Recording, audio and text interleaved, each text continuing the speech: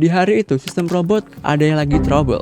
Jadi si William ini mutusin buat naik ke rak lantai 3 buat ngambil suku cadang itu secara manual. Dan itu yang bikin Robert Williams tercatat dalam sejarah sebagai manusia yang tewas karena robot. Kalau ternyata robot yang seharusnya dirancang untuk membantu manusia malah bisa membunuh manusia kalau desain dan sistemnya nggak aman. Ya halo warga YouTube, gimana kabarnya? Semoga selalu baik-baik aja. Nah, dalam kehidupan sehari-hari, kita udah gak kaget lah ya kalau ngomongin soal robot gitu. Sekarang semua hal udah dikerjain sama robot kan. Dari masak, bersih-bersih, jadi asisten, bahkan olahraga gitu. Dan pastinya kalian juga tahu kalau misalkan di pabrik hampir semuanya itu pasti robot kan sekarang. Nah, tapi gimana jadinya kalau robot ini ada pada tahun 1979? Soalnya ini ada kejadian mengerikan yang disebabkan sama robot. Dan kalau pelakunya robot, siapa yang harus disalahin? Kalau gitu, ayo langsung aja kita bahas soal kematian pertama yang disebabkan oleh robot pada tahun 1979. Gue boleh ngomong gitu gak ya di YouTube? Ya, itu urusan editor lah ya.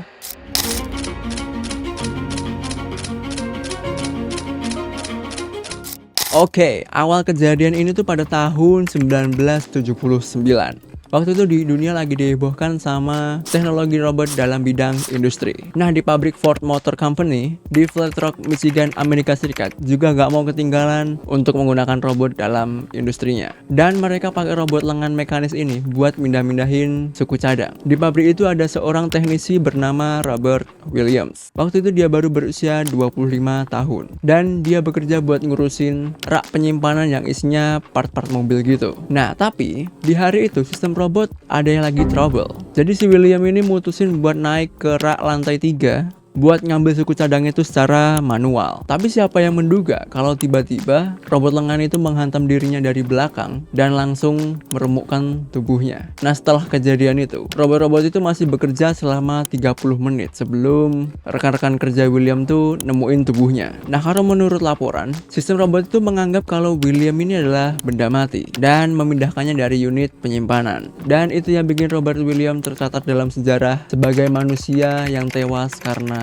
robot. Nah, setelah kejadian mengenaskan itu, keluarga Robert William pun membawa kasus ini ke pengadilan dan hasilnya mereka menang dan dapat kompensasi sekitar 10 juta dolar karena pengadilan nemuin kalau sistem robotnya memang nggak aman buat para pekerjanya. Kemudian kompensasi ini dinaikin jadi 15 juta dolar pada tahun 1984. 15 juta dolar itu sekitar 248 miliar. Ya, tapi ini tahun 1984. Mungkin sekarang udah naik karena inflasi juga lah. Nah, kematian Robert William ini ngasih shock berat ke dunia industri. Orang-orang tuh baru sadar kalau ternyata robot yang seharusnya dirancang untuk membantu manusia malah bisa membunuh manusia kalau desain dan sistemnya nggak aman. Sejak saat itu juga standar keselamatan robotik pun mulai diperketat. Nah, tapi 2 tahun setelah insiden di Amerika ini, ada kasus serupa yang terjadi di Jepang pada tahun 1981. Ada seorang pekerja di Kawasaki Heavy Industry, Kenji Urada, juga meninggal setelah terjebak dan ditutup sama robot otomatis.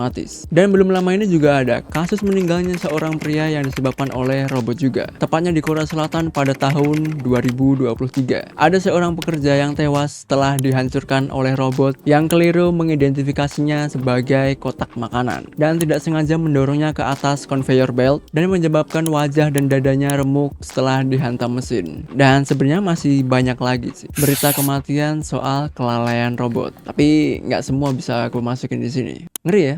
Padahal teknologi sekarang tuh udah canggih-canggih gitu loh. Tapi tetap ada potensi bahaya yang nggak boleh disepelein sih. Hal-hal kayak gini tuh ngingetin kita soal tanggung jawab dan etika dalam membuat teknologi. Kalau nggak ada itu semua, kemajuan teknologi bisa jadi bumerang buat manusia itu sendiri. Sama kayak yang dikatakan salah satu bapak sci-fi dunia, yakni Isaac Asimov. Robot seharusnya tidak boleh menyakiti manusia atau membiarkan manusia terluka karena kelalaiannya. Tapi ya di dunia nyatanya nggak sesimpel itu. Gimana kalau menurut kalian? Makin takut kerja di pabrik yang ada robotnya? Semoga aja buat para pekerja yang bekerja di pabrik yang ada robotnya selalu diberikan keselamatan lah ya. Amin. Mungkin itu aja sih yang bisa gue sampaikan. Semoga kita selalu diberikan keselamatan saat kapanpun dan dimanapun. Amin. Thank you banget buat kalian yang udah nonton. Sampai jumpa di next video. Jaga kesehatan. Bye.